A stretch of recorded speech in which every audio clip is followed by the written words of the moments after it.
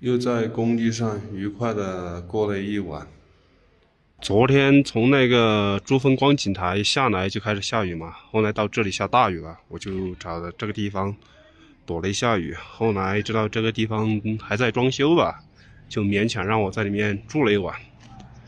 这是珠峰国家公园的北大门，从这儿进去就要买票了，门票160，从这儿进去。从这个大门口到里面，我昨天到的那个扎西宗乡那儿是50公里，这一段路是可以开车进去的。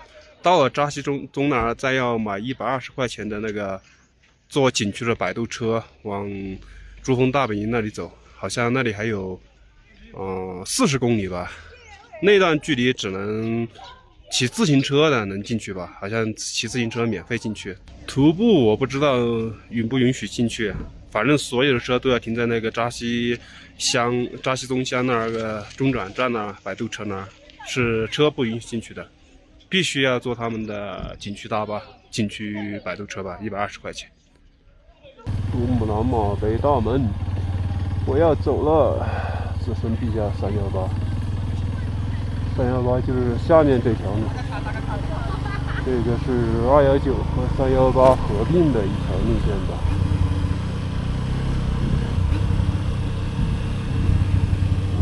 珠穆朗玛峰景区北大门4A 级，走了，国之大道219。本来去聂兰木的，出门右拐，跑了1公里才知道发现好晚了。日喀则近日机场的跑道，第一次这么近距离的看机场的跑道，居然是个高原机场啊！这里海拔4300，这个跑道有官方介绍4.5公里。我昨天从郭家乡那边过来，沿途看到好多这种土砖呐、他这是做的卖的吗？这边建房子都是用这种土砖。我小时候见过我伯父他们做这种土砖，中间还要加一点那个稻草，好像增强它的韧性吧。不知道这里面加没加那个什么秸秆呢？这个不知道是它沙土里面混合的，还是人为加进去的，也有加这种秸秆呢，增强它的结构吧。哦，这边是个制砖厂，都是做这种土砖的。那个前面，这里在建房子，用土砖建房子。这屋顶上码得整整齐齐的牛粪饼，就跟我们小时候家里那个蜂窝煤一样的，码得整整齐齐的。那个上面是一层。这个上面是一层柴火吧，这下面就是牛粪饼，压制的好好的，摆放的整整齐齐的。看珠穆朗玛峰最好的地方应该就是那个珠峰大本营那里吧，但是有点贵。其次就是那个加乌拉观景平台，5300左右的那个观景平台那里。昨天在那儿看了一下，说在那儿可以看到5座8000米以上的山峰，但是昨天云比较多，没有看到。再其次就是这个珠穆朗玛关帝庙这儿，听说也不错。刚才在地图上搜了一下，珠峰应该是在这个方向吧，但是现在这里有很多云呢。看不到啊，这都是这云，山峰都看不到。昨天在那个加乌拉山那儿，我也等了很久，后来打雷闪电的，下雨了，就只有跑了，没看到嘛。今天这是等，还是去别的地方玩呢？其实这边都没有什么云，就是那个下面到那个珠峰的地方。云层好厚啊，这估计一时半会儿散不开呀。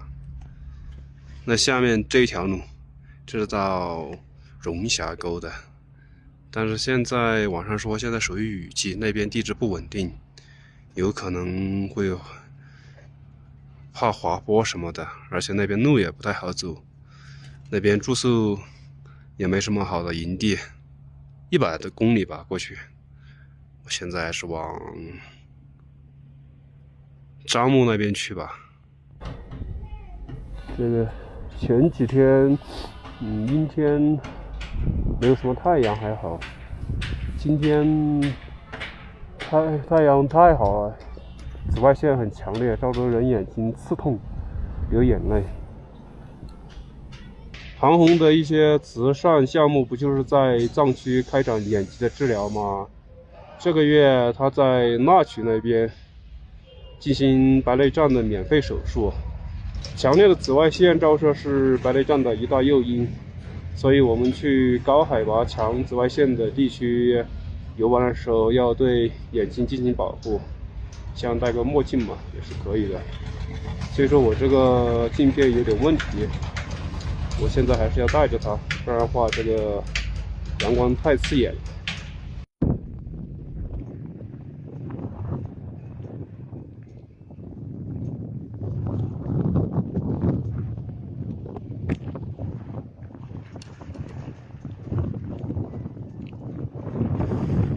从贡嘎县到聂拉木县政府这一边150公里，沿途都是大风，特别是翻那个拉岗拉山的时候，到这下面来，那沿途风特别大，什么心情都没有，看什么风景嘛。来到这边，这个县城比较小，找露营的地方也不好找，找了半天没找到，坐在那个聂拉木的318终点广场那儿休息的时候，碰到几个小朋友，我问他哪里有搭帐篷比较好的，那小朋友告诉我说，他警察说这边不能搭帐篷。我说怎么了？他说这边有野狗，很多野狗会咬人的，他这边警察不让搭帐篷，搞得我实在是没办法了。吃了个饭，到处找不到，还是找不到好地方。我本来想住个店的，这边一搜都是200多一晚，太贵了，实在没办法。跑到这边来，这个宾馆的老板很有意思，让我在里面一个角落里搭了个帐篷，就这个角落里搭个帐篷，又是美好的一晚。一个旅行车了。